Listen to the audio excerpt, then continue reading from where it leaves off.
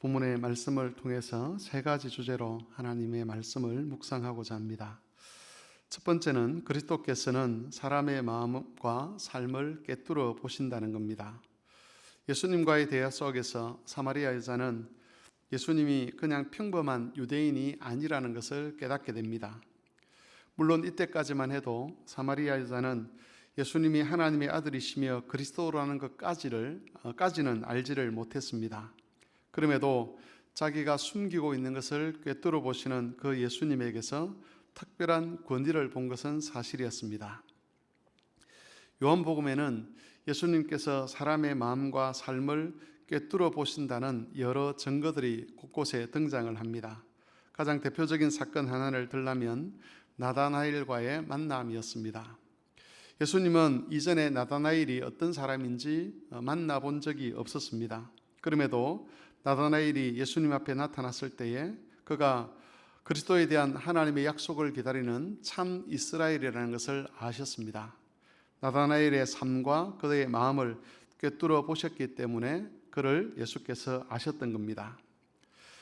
지금도 여전히 예수님은 사람을 꿰뚫어 보십니다. 따라서 천길 물속은 알아도 한길 사람 속은 알 수 없다는 그런 격언들이 주님 앞에서는 통할 수가 없습니다.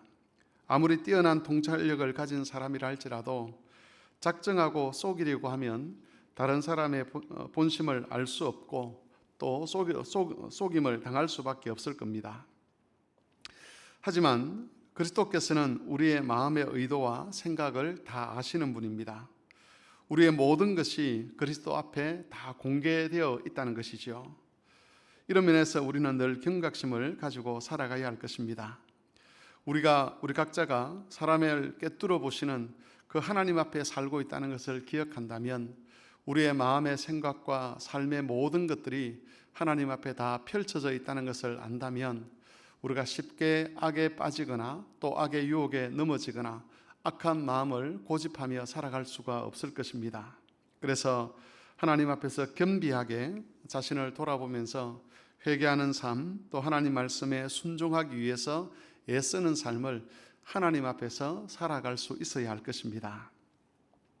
두 번째 주제는 우리 신앙과 삶의 기준은 전통이 아니라 하나님의 말씀이어야 한다는 겁니다. 사마리아 여자는 예수님을 선지자로 인정을 했습니다. 그러면서 참된 예배에 관해서 질문을 합니다. 우리 조상들은 이 산에서 예배를 했는데 당신들의 말은 예배할 곳이 예루살렘에 있다고 합니다. 둘 중에 누구의 말이 더 맞습니까? 라고 물었습니다. 예수님은 사마리아 사람들은 알지 못하는 것을 예배하고 유대인들은 아는 것을 예배한다라고 말씀을 하셨습니다. 이것은 유대인들의 예배가 하나님께서 기뻐하시는 예배 전통에 있다는 것이고 사마리아 사람들의 예배는 하나님 앞에서 잘못된 예배라는 것을 예수께서 판단해 주신 것입니다. 우리는 예수님의 이 말씀을 통해서 하나님을 섬기는 일에 있어서 모든 것의 기준이 전통이 아니라 하나님의 말씀이어야 한다는 것을 알 수가 있습니다. 사마리아 사람들은 자신들의 예배의 정당성을 그 조상들의 전통에서 찾았습니다. 우리 아버지가 여기서 예배를 했고 우리 할아버지가 여기서 예배를 드렸고 우리 앞에 선조들이 여기서 예배를 드렸기 때문에 우리도 여기서 예배를 드리는 것이고 우리가 드리는 이 예배를 하나님께서 받으실 것이다 라고 생각을 한 것이지요. 하지만 그 조상들이 지금 이 여자가 말하고 있는 이 산이라고 하는 것은 그리심산을 말하는데 그 그리심산을 예배의 처소로 정한 것은 성경의 가르침을 따른 것은 아니었습니다. 그때 그리심산을 예배의 처소로 정한 것은 단순히 정치적인 결정이었습니다. 만일 그들이 참된 예배자가 되고자 했다면 조상들의 전통을 거부했어야만 맞았습니다. 우리 교회 안에는 여러 전통들이 있습니다. 그 전통들 중에 사실 다수는 하나님의 말씀의 가르침을 따라서 우리 신앙의 선조들이 결정을 했고 또 교회에서 이어져 오는 전통들입니다. 하지만 어떤 것들은 성경의 가르침에서 벗어나 있는 그런 것들도 있다는 것을 우리가 알아야 할 것입니다. 따라서 교회는 그리고 각 개인은 하나님의 말씀으로 또 성경으로 전통적인 것들을 늘 점검하며 살아가야 합니다. 성경을 어떻게 해석할 것인가, 또 어떻게 기도할 것인가, 무엇을 기도할 것인가, 어떤 기도를 드릴 것인가, 예배 의식을 어떻게 만들어 갈 것인가 하는 이런 모든 신앙과 관련된 것들을 하나님의 말씀 위에서 점검하고 말씀 위에서 우리의 신앙과 삶이 세워질 수 있도록 해 가야 한다는 것입니다. 앞서 살았던 사람들이 그렇게 살았기 때문에 이것이 정당하다라고 말하는 것이 아니라 하나님의 말씀이 그렇게 가르치기 때문에 우리는 그 말씀을 따른다라고 말할 수 있어야 하는 것입니다. 그럴 때에 하나님을 우상화시키지 않게 되고 우리의 신앙도 바른 신앙, 왜곡되지 아니하는 정당한 신앙이 될 수가 있을 것입니다. 세 번째 주제는 그리스도께서 새로운 시대를 우리에게 열어주셨다는 것입니다.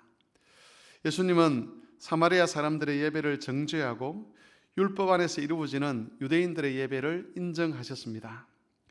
하지만 이제는 예루살렘이냐 아니면 사마리아냐 하는 것은 논쟁이 될 만한 것이 못 되었습니다. 왜냐하면 하나님께 참되게 예배하는 새로운 시대가 예수님을 통해서 열렸기 때문입니다. 유대인들의 예배가 하나님의 말씀을 따르는 예배인 것은 맞았습니다. 하지만 그 예배는 참 예배에 대한 그림자에 불과했습니다. 이제는 그림자를 통해서 예표되었던 참된 예배가 예수님을 통해서 이루어지게 된 것입니다. 예수님께서 오시기 전에 유대인들은 짐승을 잡아 피를 흘리는 예배를 드렸습니다. 하지만 예수님은 이제 영과 진리로 예배하게 될 것이라고 말씀을 하셨습니다. 여기서 영이라고 하는 것은 거듭난 피조물로서의 믿음의 사람들의 상태를 가리킵니다. 영과 육을 비교해 보았을 때 영이라고 하는 것은 이제 예수님 안에서 새롭게 된 사람, 성령으로 거듭난 사람들의 상태를 가리키는 말입니다. 진리라고 하는 것은 그리스도를 통해서 주신 모든 말씀을 가리킵니다. 그래서 이것을 정리를 해보면 그리스도에 의해서 새롭게 된 사람이 진리의 말씀을 따라 살아가게 되는 것, 그것이 예배의 본질이라고 그렇게 가르쳐 주시는 것입니다.